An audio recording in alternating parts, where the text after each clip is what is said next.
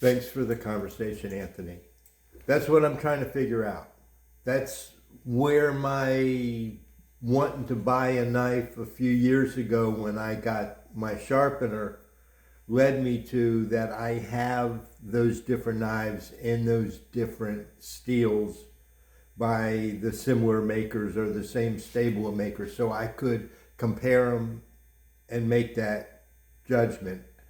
I'm getting to a point after all these years, as I keep collecting, that I can finally understand some stuff to make a statement. I started with thinking, how can I say it without saying what I did? I follow some sharpening method that I use, and I use across all the steels.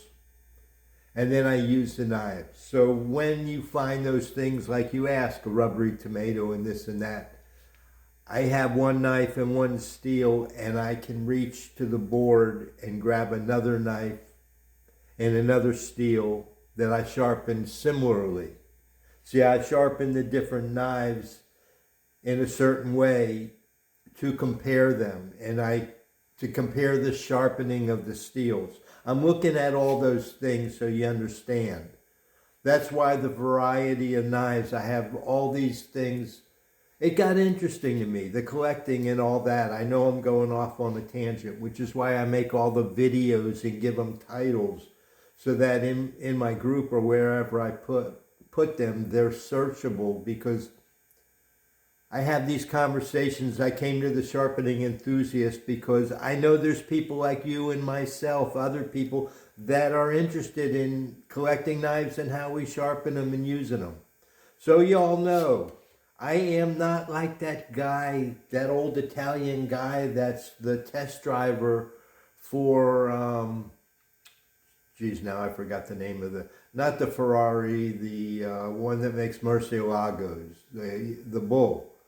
The guy that's a test driver for all those cars. He can tell intimately the difference between one and another. A chef that uses a knife every day for years, or a guy that drives his car to work every day for years, you hear that little different noise, so you notice subtle differences. I haven't used any of those knives, Anthony, long enough to say one is better than the other. What I do is I use one when I'm cutting something, and then I grab another one to cut the same thing to compare the feel. Because I'm trying to standardize the edge so I can make a judgment about the edge, cutting whatever I'm cutting, tomatoes, celery, or something like that. But I'm also comparing the steels because they have the same edge. So as a general thing, all those super hard steels, ZDP 189, HAP 40, R2, SG2, because they're so hard and I don't use any knife enough, I can't do the wear stuff to tell you how they wear. All of them, I only get to sharpen them maybe once a year, and that's because they're just not comparing with the other ones. When I see the difference, that one is a little duller than the other, that's when I can start making those statements. And it's been a long time. It's years. I started the collecting in like 2016. So it's been a long time to get to here. I do know that the HAP 40, I was impressed with. It sharpened easily. SG2R2 sharpens easier than ZDP 189. The ZDP 189 and all of them are very hard and very similar, and they can have the same edge put on them. The tomato thing, when I pick a knife to cut a rubbery tomato, I get a smile on my face because I can grab a bunch of different knives and compare them. And that's my thing. That's what I enjoy, having the variety of the 70-30s and the different knives to compare them, slicing an onion and slicing tomato. When I cut an apple and it feels hard,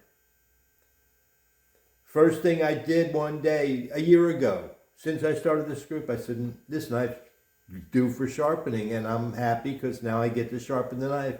And then I said, I'm missing the point. Let me grab a different knife, and I put a different knife on there, and another knife that I thought was sharper. And it felt the same. I had to push just as hard, and that led me to think that I need to use these opportunities to compare them, to learn how to make a statement about what you're asking, and speak with conviction, and speak with authority, and speak with the integrity that what I said is what I learned. See, when I came here sharpening with Wicked Edge, trying to sharpen the Japanese chef knives, there were a lot of things that were said, this is how you do it. And it didn't make sense to me. And that's where I'm going with the knife collecting and the sharpening. A guy in the same group in a different post said something about a Moritaka knife and a Gyuto, and there was an exchange about how it's praised and coveted. And I looked into it because I don't have anything that's got the black Karachi with the large ground sides and needs thinning, and maybe I need to play with that. But just so you understand, if you want to message me and talk about it personally, but that's why I have my group, so I can talk about using Wicked Edge specifically to sharpen these knives that we're talking about. And that's how I sharpen them. Because of the precision of a guided sharpening system, it allows us to look very particularly at what we're doing. And I'm doing the different knives and the different steels and the different whetstones and mediums and trying to do different things all at once as I use the knives. I wish I used them more. I wish Lamborghini is the car. I wished I used them more. To use the car analogy, there's knives like the Königsberg and, the one-off super rare sports cars that are, I look at them and I want to know what makes them better. And I asked that guy, what makes that Moritaka knife so desired? And he said, well, the history of the sword maker with the katanas and it's the same thing with all these knives. If you get into a store that handles the stuff made by knifesmiths and blacksmiths that have that heritage. So now I'm looking, is there something that I've missed by sticking mostly with the company that I buy from? I'm going on and on. The hat stands out. It's nice. But then again, I have a Sukanara that's the Jingami number 3. And that one is really a beautiful knife. And I have so many knives that I haven't sharpened yet.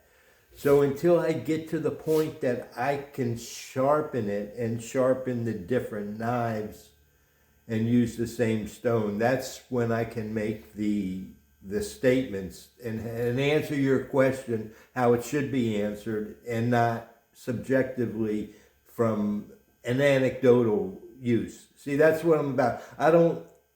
Norms sometimes carry on from an anecdotal or just an incidental experience.